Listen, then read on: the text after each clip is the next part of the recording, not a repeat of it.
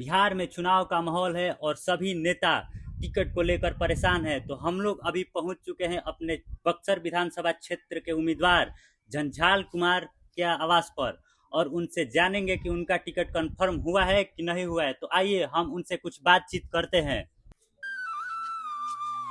नेताजी, हम लोग gamma media channel से आए हुए हैं, तो इस चैनल पर आपका बहुत बहुत स्वागत है।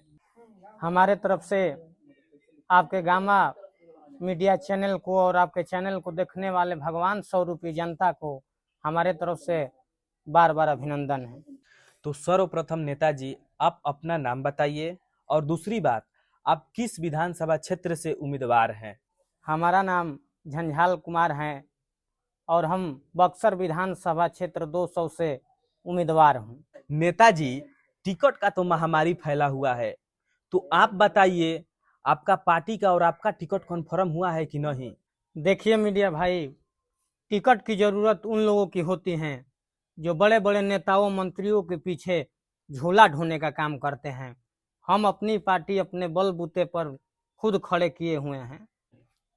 नेताजी, ये तो बहुत अच्छी बात है कि आपने खुद के बलबूते पर पार्टी खड़ी की है और टिकट मिलना भी तो जरूरी है। टिकट नहीं मिलेगा तो आप कैसे चुनाव लड़िएगा? हाँ नेताजी, सही बात है। अगर टिकटवे नहीं मिलेगा तो चुनाव कैसे लड़िएगा? हम आप लोगों की टिकट की बात से सहमत हैं और हम अपने बक्सर विधानसभा क्षेत्र के जनता से बेईमानी नहीं करने देंगे किसी को, और हम किसी भी कीमत पर टिकट निकाल कर ले आएंगे। नेताजी, टिकट की तो बात ठीक है, लेकिन आपकी पार्टी का नाम क्या है? देखिए, हमारी पार्टी का नाम बैंड पार्टी है। क्या क्या?